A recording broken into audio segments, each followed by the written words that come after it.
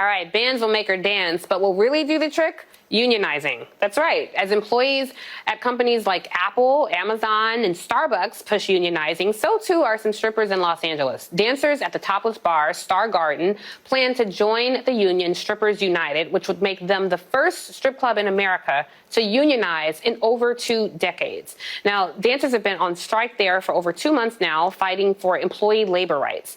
Everyone deserves an equitable workplace, and it's time for adult dancers to have a seat at the table. And I'm very excited to have this conversation. So joining me now is founder of Strippers United, Antonia Crane. Antonia is an author, activist, sex worker, and PhD candidate at USC. We also have founder of the New York City Stripper Strike, Gizelle Marie, and author, dancer, and anti-misogyny educator, Lilah. Thank you guys so much for being here.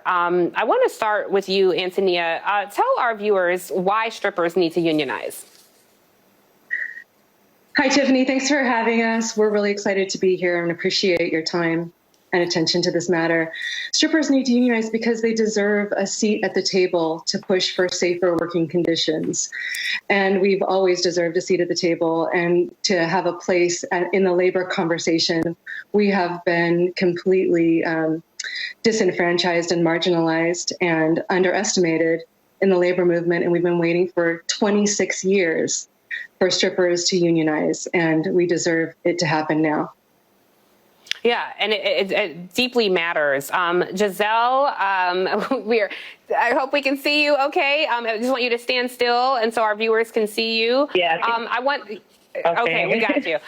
All right, we got you. So listen, I grew up in Atlanta, so I'm very familiar with the strip clubs and strippers, and I want you to talk through what your workday is like, because there's a show P-Valley that comes on, and it really shows strippers are athletic, the muscle tone it takes to do some of the dances that these strippers do, but it is a job. I mean, this is what you do every day, and certainly you deserve basic labor rights. So talk to us about what your workday is even like. I feel like P-Valley is like a great representation of what we go through every day on a daily lives as strippers in Atlanta. Tell us about what is your day like? Tell us when you walked in the strip club. Like, walk us through your day. Like, what are you doing? What are the challenges that you face, and why do you enjoy, or why do you deserve, I should say, basic labor rights? Given how hard you work. Talk us through what your day is like. I mean, for the most part, wages, us having to pay for house fees, I feel like that's something that needs to be taken away. Our daily costs to invest into this lifestyle is already expensive every day, as far as hair, makeup, clothes, shoes, and then... And talk us through the house fees. Like, a lot of people don't even know what that is. Well, a house fee is a fee that we pay to work, and we're basically renting out the room, basically. So we pay to basically work in the club. Which is ridiculous. That's ridiculous, because people are coming to see you, and you're paying to dance there. That alone is ridiculous. Go ahead, Giselle, finish your thought. No, and it's crazy that you mentioned that, because years ago, dancers were paid to come into the clubs, as a fee for them to come in and showcase their work. And then after years, I guess it's them seeing how much money we've been making over the years, they wanted to put their hands in the pot, Yeah. So it does not seem or sound fair. Lilah, I want to talk to you. No. I haven't heard from you yet. Lilah, so let me bring you in the conversation, Lilah, because, some people do not support this cause. I know when I talked to a few folks, they were saying, well, strippers should pay taxes, and, what are they doing? And it's like, but they are the star attraction. People aren't going to these clubs just to have a beer. You can do that anywhere. You're going to see these folks. So if you want labor rights, which you certainly deserve, how does that balance with, paying taxes on the money you make to enjoy those labor rights? Give us your thoughts. Well, first of all, thank you so much for this whole segment. Thank you for having us here and giving us this opportunity to speak on it. I definitely pay taxes. We all pay taxes. I am not an employee like most strippers. I'm classified as a 1099 worker.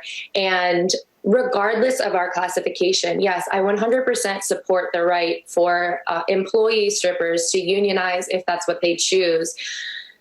But that is only a small fraction of us. And it's only a small fraction of all sex workers, because the truth is, across the globe, most sex work is criminalized. And the only marginal protection we have is inside of strip clubs. So we're all working hard, whether our work is legal or criminalized. It should not be criminalized. And we all deserve labor rights. We all deserve labor protection. We all deserve for our labor to be respected and recognized. And yeah, definitely, like, I want to correct any misconception that strippers don't pay taxes.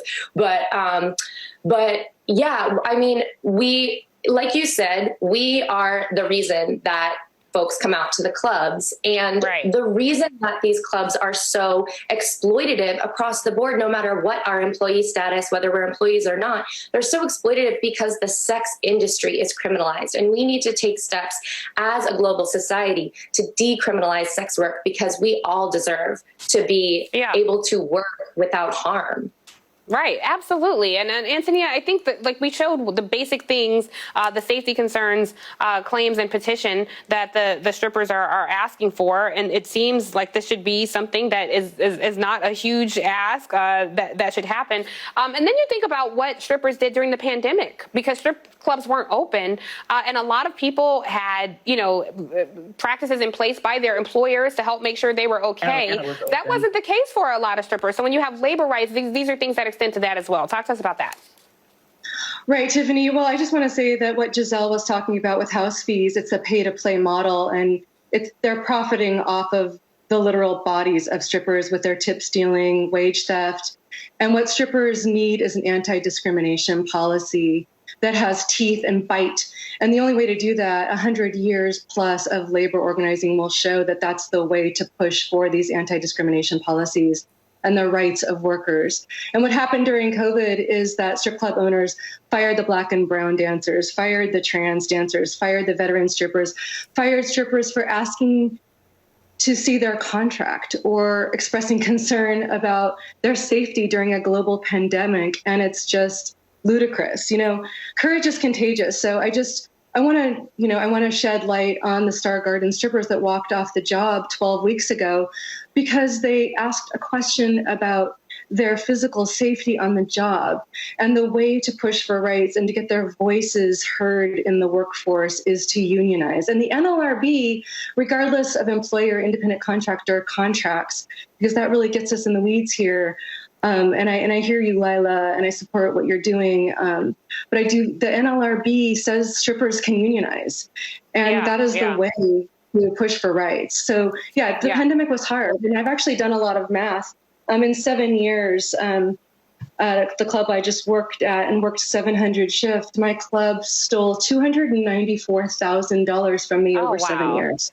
That's ridiculous. And so to all the folks who are, who patron strip clubs, they have to start asking, are you a union shop? How are the dancers treated? I know everybody has a good time there, but these are human beings who you are going to watch and getting entertained by, and they deserve labor rights. And if you are spending money at these clubs, you ought to have some value and respect for the women you're coming to see and start pressuring these clubs to treat these women well. So thank you so much to Antonia Crane, Gizelle, and Lilah for coming to the Cross Connection and testifying about your story, because I think it's very important. Coming up, the DOJ is looking into the Louisiana State Police after accusations of beating Black motorists and racial profiling. It's the first investigation of its kind in more than 20 years. We're going to talk about that next, so don't go anywhere.